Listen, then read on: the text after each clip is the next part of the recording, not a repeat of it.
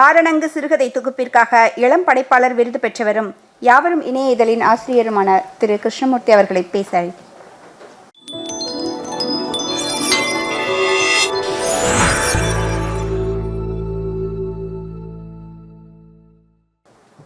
அனைவருக்கும் வணக்கம்.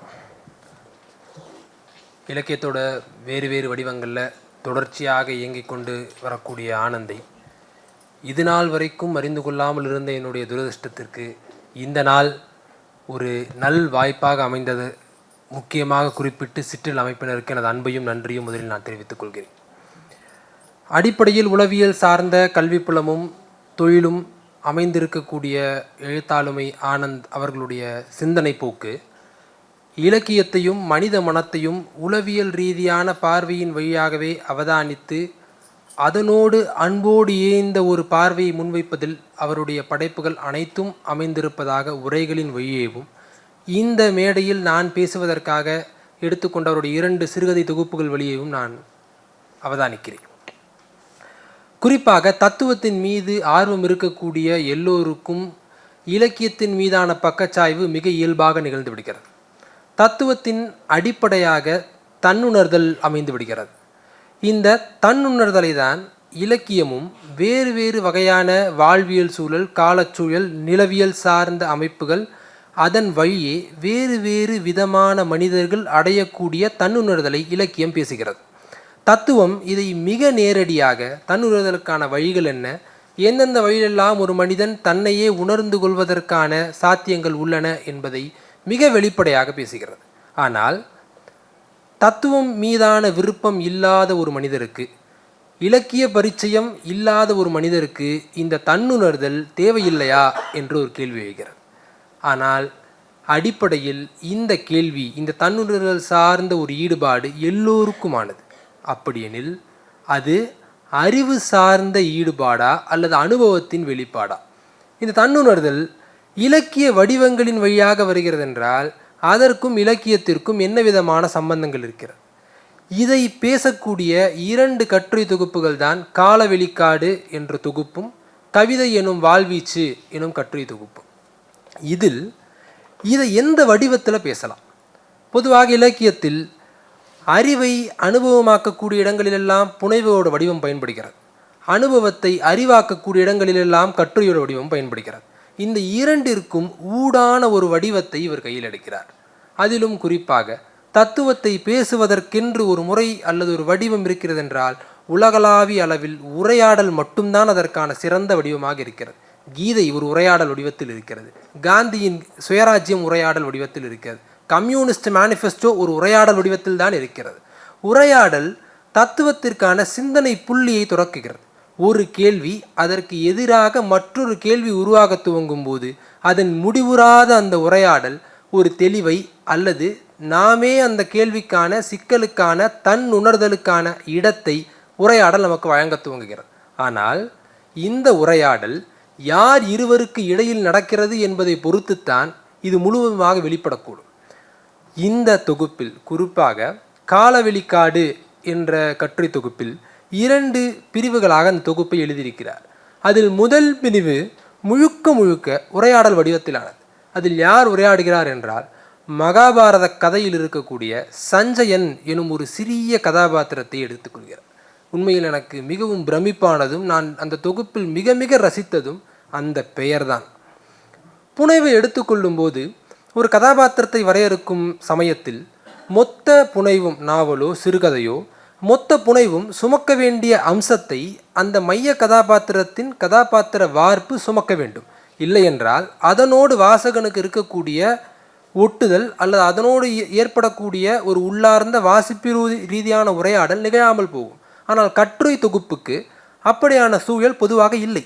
ஆனால் இந்த தொகுப்பில் சஞ்சயன் எனும் பாத்திரத்தை அவர் எடுக்கும் இடத்திலிருந்தே இந்த மொத்த தொகுப்பும் எதை பேசப்போகிறது என்பது மிக தெளிவாகிறது.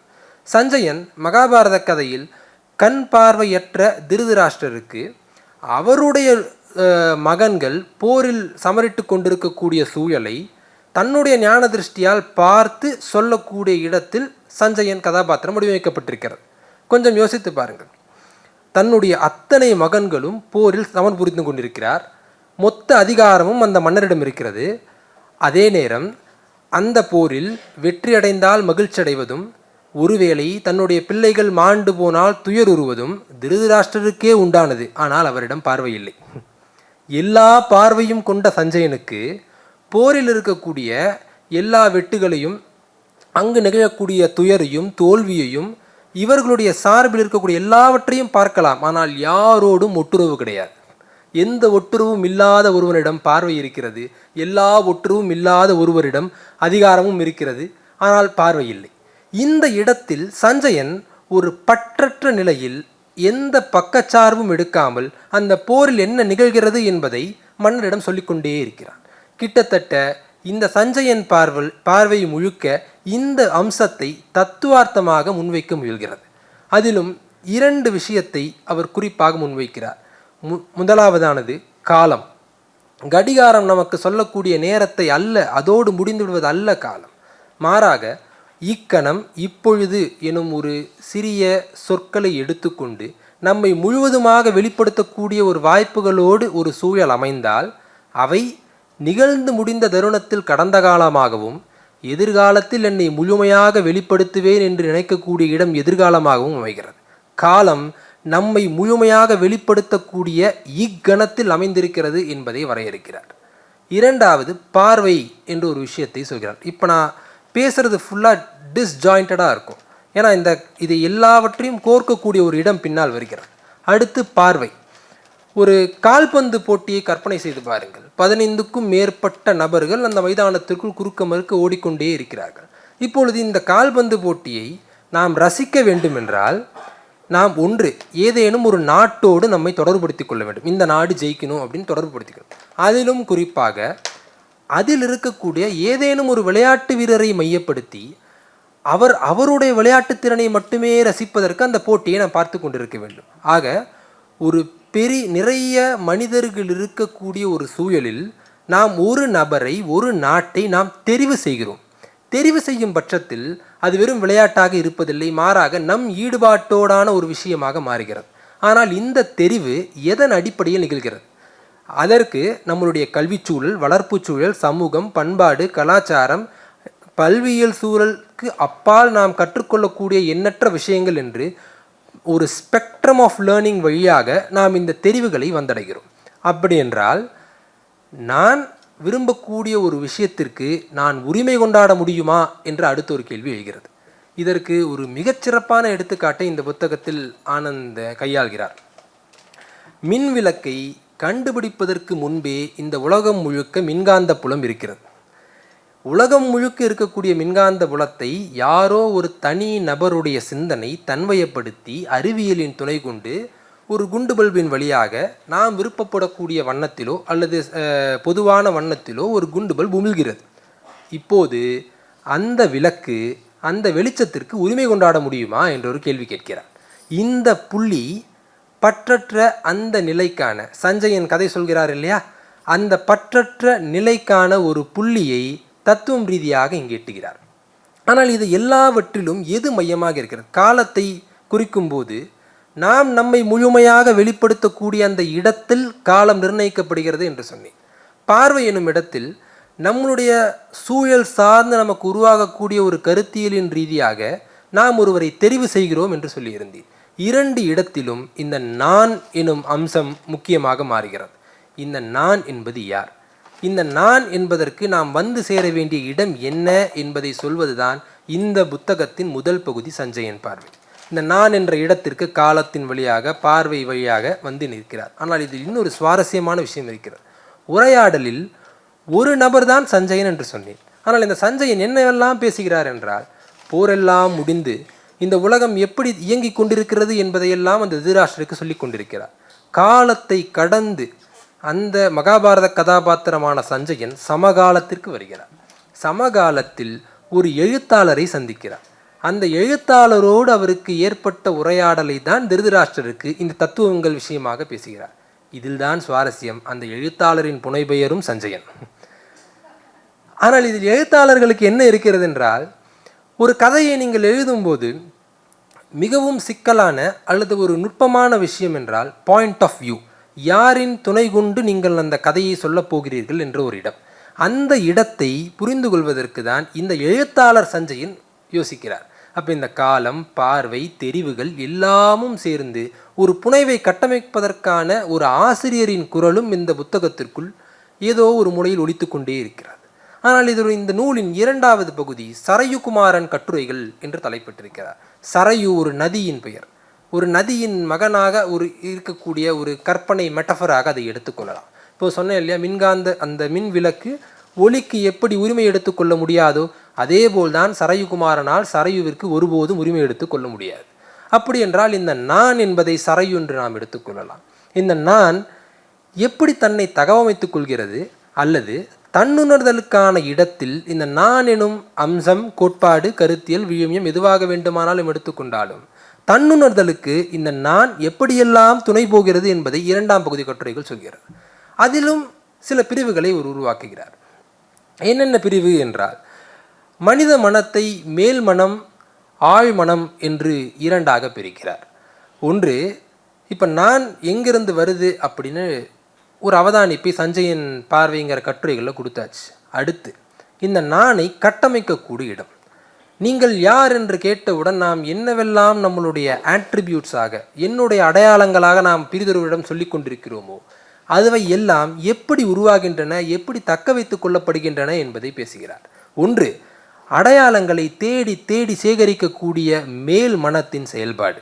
2, தேடி சேகரித்த அடையாளங்களுக்குள் காணாமல் போகும் இந்த நான். இந்த 2ற்கும் இடையில் தான் ஒளிந்து கொண்டிருக்கிறது தன்னுணர்தலுக்கான ஒரு இடம்.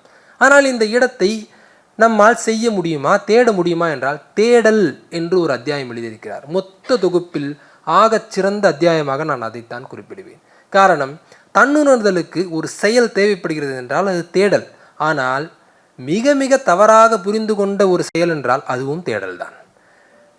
அதற்கு இந்த தன்னுணர்தல் இயல்பாக நிகழாதா? நிகழும். உலகத்தில் எழுதப்பட்ட எல்லா காவியங்களும் துயர்மிக்க கதைகள். உலகம் திரும்ப திரும்ப இலக்கியத்தில் ஒரு உணர்வை பேசிக் கொண்டிருக்கிறது என்றால் துயரைத்தான் பேசிக்கொண்டிருக்கிறது. ஆனால் ஏன் இந்த மானுட துயரை திரும்ப திரும்ப பேச வேண்டும் என்றால், இவர் சொல்கிறார், துயரில் மட்டும்தான் காலம் மிக மெதுவாக நகர்கிறது, மகிழ்ச்சியில் உங்களுடைய காலம் மிக வேகமாக நகர்ந்து விடுகிறது. அப்போ மிக மெதுவாக நகரக்கூடிய காலத்தை அவதானிப்பதற்கான ஒரு பொறுமையை இழக்கக்கூடிய ஒரு விழுமியமாக இந்த நான் அமைந்திருக்கிறது. அப்போ இந்த நானுங்கிற விஷயம், திரும்ப ஒரு துயரையே எடுத்துப்போம். மிகச்சிறந்த ஒரு வரி இருக்குது. வெளிப்படுத்தவியலாத ஒரு கோபம் வாழ்நாள் முழுக்க பதற்றமாக மாறுகிறது. அதே போல வெளிப்படுத்த இயலாத ஒரு இழப்பின் வலி வாழ்நாள் முழுக்க குற்ற உணர்ச்சியாக மாறிவிடுகிறது. ஆனால் இந்த 2ஐயும் வெளிப்படுத்துவதற்கான முறையான முறைகள் அல்லது வழிமுறைகள் எதுவுமே நமக்கு கற்பிக்கப்படுவதில்லை. இந்த இடத்தை நோக்கிய தேடல் தான் தன்னுணர்தலுக்கான வழியாக இருக்கிறது. ஆனால் அந்த இடத்தை அடைய முடியாமல் துயரிலிருந்து தப்பிப்பதற்கும் கோபத்திலிருந்து நம்மை மடைமாற்றிக் கொள்வதற்கும் என்னவெல்லாம் செய்ய வேண்டுமோ எல்லாவற்றையும் மேல் மனம் செய்து கொண்டே இருக்கிறது.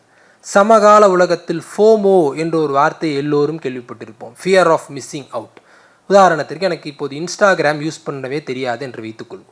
ஆனால் என்னை சுற்றி இருக்கக்கூடிய சமூகம் மொத்தமும் இன்ஸ்டாகிராம் பயன்படுத்தி கொண்டிருக்கிறது. உடனே எனக்கு தோன்றும், நான் பயன்படுத்தவில்லை என்றால் நான் இந்த சமூகத்தில் ஒரு ஆளாக என்னை நான் கருதி கொள்ள முடியாது என்ற ஒரு அச்சம். உடனே நானும் இன்ஸ்டாகிராமை எடுத்து அவர்கள் எதையெல்லாம் செய்கிறார்களோ அதையெல்லாம் நான் பிரதி எடுத்து செய்து செய்து என் மனதை ஒரு கம்ஃபர்ட் ஜோனிலேயே வைத்திருக்கக்கூடிய எல்லா வேலைகளையும் தேடல் என்னும் பெயரில் மேல்மனம் செய்து கொண்டே இருக்கிறார். ஆனால் இவற்றிற்கு அப்பால் காணாமல் போகக்கூடிய அந்த நான் எனும் அம்சம். ஆனால் அதை தேடவே முடியாதா? வேறு வார்த்தையில் யோசித்து பாருங்கள். நீங்கள் ஏற்றிக்கொண்டு வைத்திருக்கக்கூடிய அத்தனை அடையாளம், சாதியம் சார்ந்த, மதம் சார்ந்து, பண்பாடு சார்ந்து, அறிவு சார்ந்து எல்லாமும் சேர்ந்து உங்களுக்கு ஒன்றை கொடுக்கிறது என்றால் அது அகந்தையை தான் கொடுக்கிறது. தத்துவங்கள் திரும்ப திரும்ப உங்களை கைவிடச் சொல்வது முழுக்க அகந்தையை கைவிடுங்கள் என்று தான் சொல்கிறார்கள். ஆனால் இந்த அகந்தையை தக்க வைத்துக் கொள்வதற்கான எல்லா வேலைகளையும் மேல்மனம் செய்யும் போது ஆழ் மனம் ஒரு துயரைத்தான் நாடுகிறது. காரணம், ஒரு இழப்பு நேரும் போது நீங்கள் உங்கள் உடன் இருக்கக்கூடிய எந்த சுற்றத்திலும் நீங்கள் பேச விரும்புவதில்லை. காரணம், நீங்கள் ஏற்றி வைத்த அத்தனை அடையாளங்களும் அர்த்தம் இழந்து நீங்கள் மட்டுமாக மிச்சமாக இருக்கிறீர்கள். யோசித்து பார்த்தால் உலகம் முழுக்க இழப்புகள் நிகழ்ந்து கொண்டே இருக்கிறது. ஒரு 4 பேர் இருக்கிறார்கள், 4 பேருக்கும் தந்தை இழந்தவர்கள் என்றால் 4 பேருடைய துயரும் தனித்துவமானது. எல்லோருக்கும் பொதுவான துயர் என்று நம்மால் சொல்லிவிடவே முடியாது. துயரின் போது மட்டும்தான் நீங்கள் ஏற்றி வைத்த அத்தனை அடையாளங்களும் இழந்து விடுகின்றன. அந்த இடத்தில் அந்த வெறுமையை வெளிப்படுத்த இயலாத அந்த இழப்பின் வலியை தன்னுணர்தலுக்கான ஒரு சிறு பொறியாக எட்டும் போது மீண்டும் மேல் மனம் நம்மளை கம்ஃபர்ட் ஜோன் நோக்கி நகர்த்தி விடுகிறார், தேடல் என்னும் பெயரில்.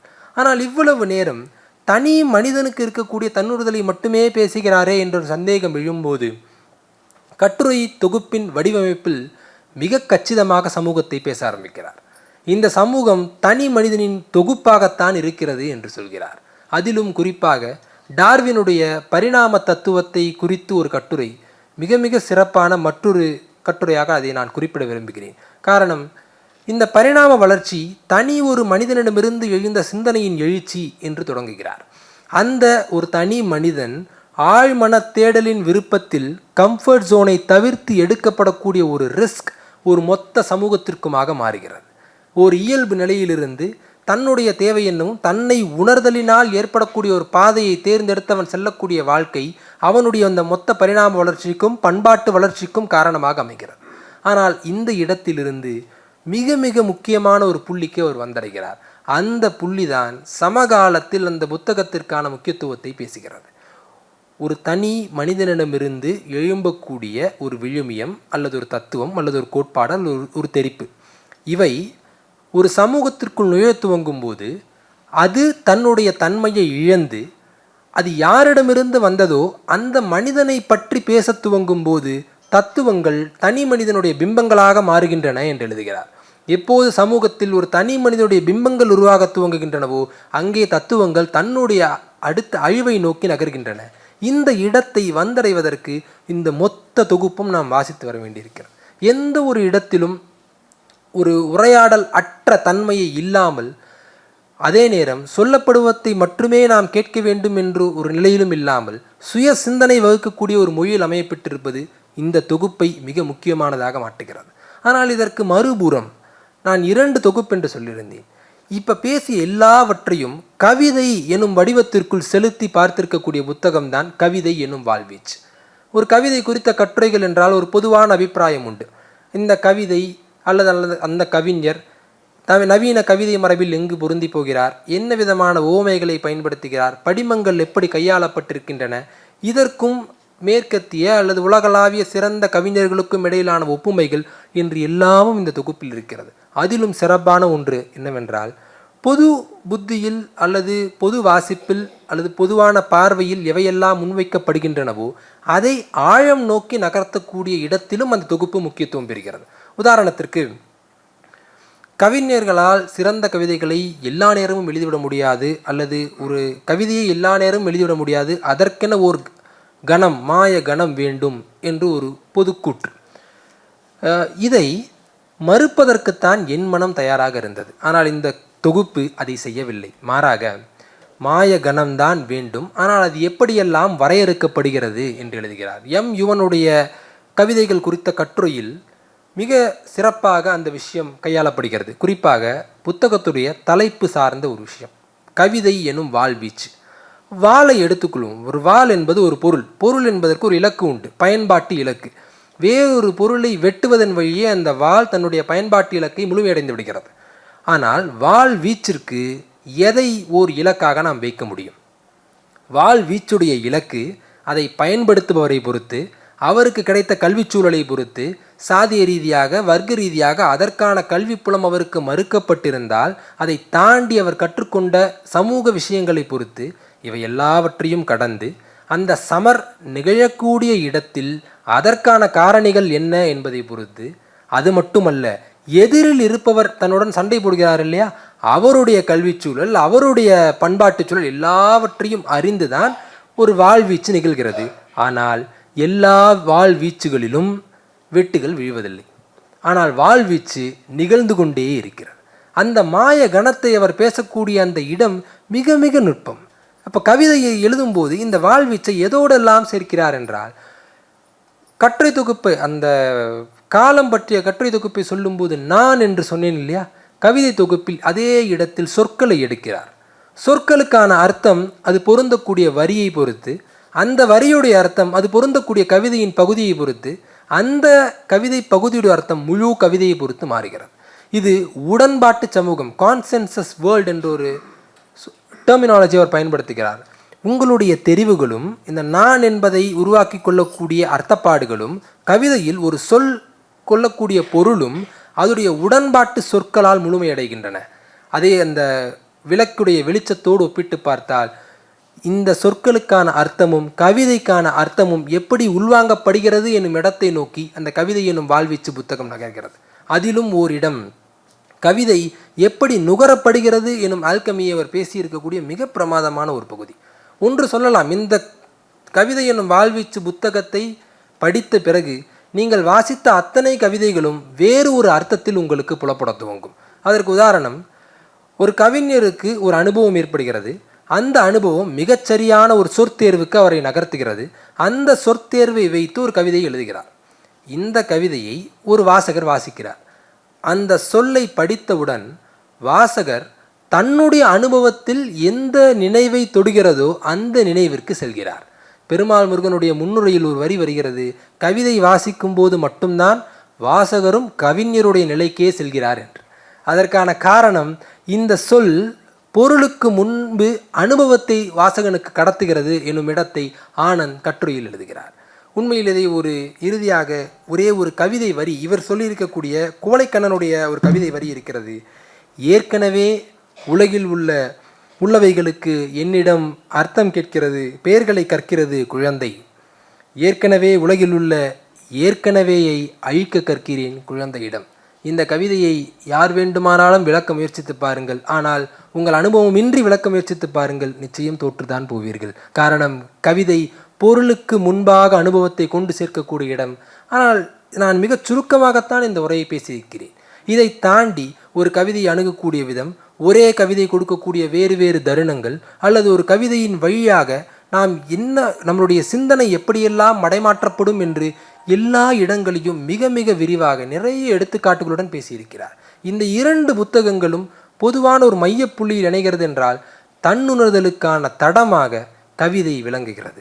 அந்த தன்னுணர்தலை மிக நேரடியாக பேசக்கூடிய இடமாக காலவெளிக்காடு புத்தகம் அமைகிறது. நான் கதைகள் தான் தொடர்ந்து எழுதுகிறேன் என்பதால் ஒரு சுயநலமாக சொல்கிறேன், இவர் கவிதை குறித்து எழுதிய எல்லா கருத்துக்களும் கதைகளுக்கும் பொருந்தும் என்று சொல்லி என்னை ஆசுவாசப்படுத்தி கொண்டு உரையை நிறைவு செய்கிறேன்.